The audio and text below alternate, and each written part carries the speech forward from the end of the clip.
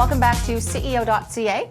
Our viewers will know that we've recently had White Gold on to speak with the CEO. Well, this time we've brought on VP of Exploration Dylan Langille to give us a little bit more color, a little bit more deeper insight into what's exciting about this junior story.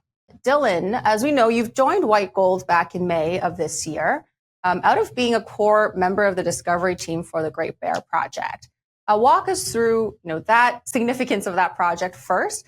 And what about White Gold and Yukon made the opportunity here so compelling for you? Yeah, sure. Thanks for having me on for the interview. Great Bear, as many people know who follow the industry, was a great discovery for Canada and the world. And I was fortunate enough to be a part of that team. I joined back in January of 2019. And I spent the last 7 years working on that project and that deposit and growing it ultimately to what it is now today. So it was a phenomenal opportunity. I had the chance to work with a phenomenal team mentored by great geologists and great leaders. But with White Gold, I saw an opportunity to advance my career to another level. And what drew me specifically to White Gold was the sheer scale of the opportunity. It's in a jurisdiction that is mining friendly, and they've put together a portfolio of properties that covers a really significant area of the Yukon with the Klondike Gold District.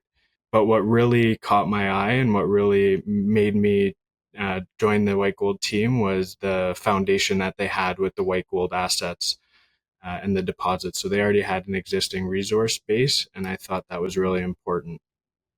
Mm-hmm. And the size, as you mentioned, of what White Gold owns up in the Yukon is significant. I think over 40% of the district. Is that correct? Yeah, about 40% of the district they own in the Klondike district.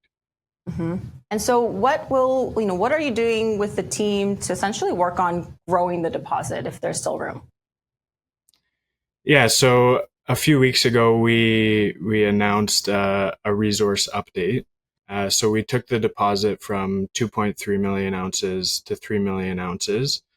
So now we're sitting at 1.73 million ounces indicated and about 1.27 million ounces inferred. This represents about a 44% and a 13.4% increase respectively. And it's a substantial increase. It's about 680,000 ounces that we've added.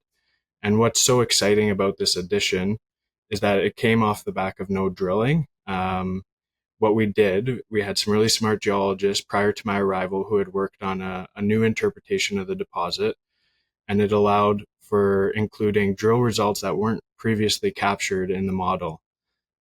So it's really impressive. We're seeing a lot more continuity in the mineralization panels, which results in a lot more confidence in the deposit. And what's really important about this as addition to the resource is the average grade has remained pretty strong.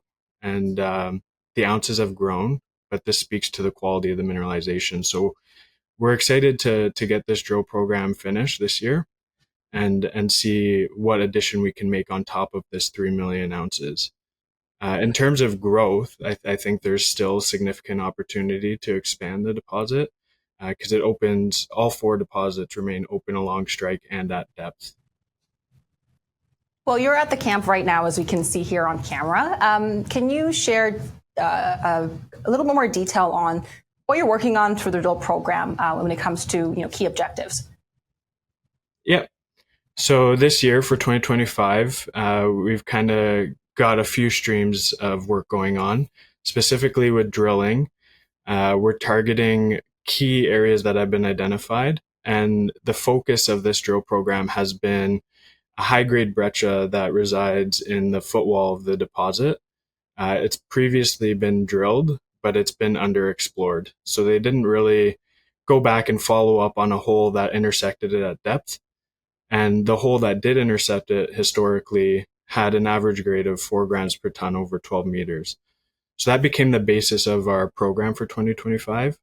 But there's actually a few other things that we're working on. We identified some mineralization in the hanging wall that contributed to our updated resource estimation. But those mineralization panels aren't as continuous and as filled in as we'd like them to be. And what we started to notice when we looked through the historical data was that there's a significant amount of drill core that remains unsampled. So we're going through and we're interpreting that and seeing what opportunity exists to grow the hanging wall mineralization as well. And what's exciting about that is it's going to change what is currently classified as waste into ore, and it's going to improve the economics of the deposit, your strip ratio. So it's an exciting opportunity. Mm-hmm. Well, beyond your primary metal here, gold, can you talk to us more about the critical mineral potential in your land package? Yeah, so our first press release for 2025 in terms of exploration was actually on what we called phase 1 of exploration, which is our critical metals stream. And that's focused on our copper, moly, tungsten targets. And while we have a whole portfolio of them in our company, what we did was we narrowed it down to 3 targets across the district. One of them is 30 kilometers north of the casino deposit, and that property is the Peddler property in the White Gold portfolio. And there's a target known as Bridget. And this target represents a nice, broad, wide 3 kilometer by 3 kilometer copper moly signature. And it presents nicely as a porphyry deposit at depth. So that was target number 1 for our critical metals portfolio. There's 2 more targets that we identified early on, and one is way up to the north on our Nolan property, and the other is kind of right in the middle of our portfolio on the Looney property. Again, both of these targets represent broad scale critical metals, geochemistry and soil anomalies that are broad. They're not just streaks across the map.